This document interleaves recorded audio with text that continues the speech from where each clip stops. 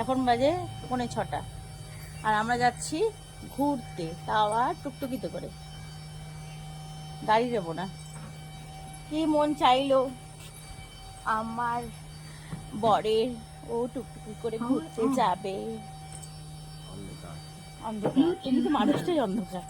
এই যে আমার মেয়ে বসে রয়েছে, আর আমি উঠবো, যাই ঘুরে আসি, দেখি কোথায় নিয়ে যায় মা গো টুকটুকি করে।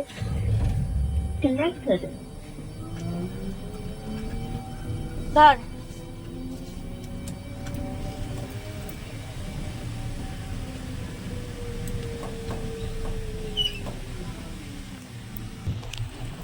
হাই করো, হ্যাঁ।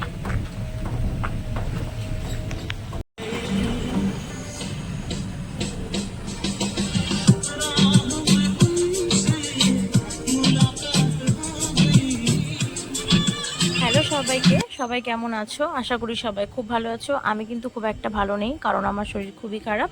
সেই কারণেই বর বিকেলবেলায় বললো চলো একটু তোমাকে ঘুরু ঘুরু করে নিয়ে আসি, মুডটা তাহলে ভালো হয়ে যাবে। শরীর খারাপের জন্য মনটাও খারাপ লাগছিলো, তাই আমি, মেয়ে আর বর তিনজনে মিলে বেরিয়ে পড়লাম ঘুরতে। তো কোথায় এসছি, যারা রানাঘাটে থাকো তারা অবশ্যই বুঝতেই পারছো, এটা হচ্ছে আমাদের রানাঘাটের চার্চ। তো ওই দিকটাতে আমার মেয়ের স্কুল ছিল, স্কুলে আমার মেয়ে পড়াশোনা করতেও 4 পর্যন্ত পড়েছে। এখন অন্য স্কুলে চলে গেছে। আর তোমরা দেখে বুঝতেই পারছো আমি কোথায় যাচ্ছি। আমি যাচ্ছি রানাঘাটের ফ্লাইওভারের উপর থেকে, কারণ এই ফ্লাইওভার হওয়ার পর আমি এখনও আসিনি, এটা ফার্স্ট টাইম। তো আমার বর বললো তুমি তো দেখোনি, চলো তোমাকে দেখিয়ে নিয়ে আসি। তো তোমার ওখানে গেলে ভীষণ ভালো লাগবে, খুব সুন্দর লাগে দেখতে। সত্যি তাই, এসে একদম মনটা ভরে গেল, খুব ভালো লাগছে। আর কিছুক্ষণের জন্য আমার মনে হয়েছে যে আমি মনে হয় কলকাতায় আছি। আর প্রচণ্ড গরমও ছিল, সেই কারণে যে হাওয়াটা আসছিল সেই হাওয়ায় আমার শরীরটাও খুব ভালো লাগছিল। তো আমার বরকে বারবার করে বলছিলাম চলো স্কুটি নিয়ে যাই, তো বললো না, স্কুটি গেলে সেরকম মজা তুমি ওখানে পাবে না, টুকটুকি করে যাব, হাওয়াটা অনেকক্ষণ ধরে নিতে পারবে। স্কুটি করে গেলে তো তাড়াতাড়ি করে চলে গেলাম, তো টুকটুকি করে যদি যাই আস্তে আস্তে যাব, সুন্দর দেখতে দেখতে যেতে পারবে। সত্যি তাই, সত্যি ভীষণ ভালো লাগছে, ওর কথাটা মিলেই গেছে। টুকটুকি করে এসছি বলে আস্তে আস্তে যাচ্ছি, সব কিছু সুন্দর দেখতে দেখতে দেখতে যাচ্ছি। আর এটা হলো আমাদের রানাঘাটের চুনি নদী।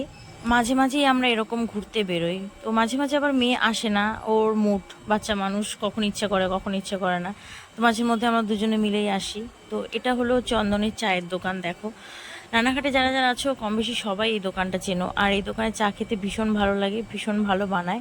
তো আমি এই দিকটাতে আসলে আমি ওনার দোকানে চা খাবই, তো সেই কারণে দাঁড়িয়ে গেলাম চা খাওয়ার জন্য।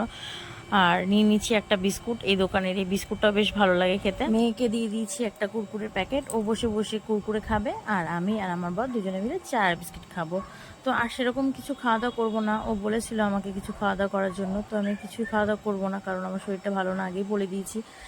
বেশি কিছু বাইরের খাবার খেলে যদি শরীরে প্রবলেম হয়, সে কারণে শুধু চা খেয়েই বাড়ি চলে যাবো। আমার মতো যারা হাউস ওয়াইফ আছো সবাইকে একটাই কথা বলবো, সবাই কাজের ফাঁকে, সংসারে তো প্রচুর কাজ থাকে জানি, তার মধ্যে থেকেও নিজের অবশ্যই একটু যত্ন নেবে।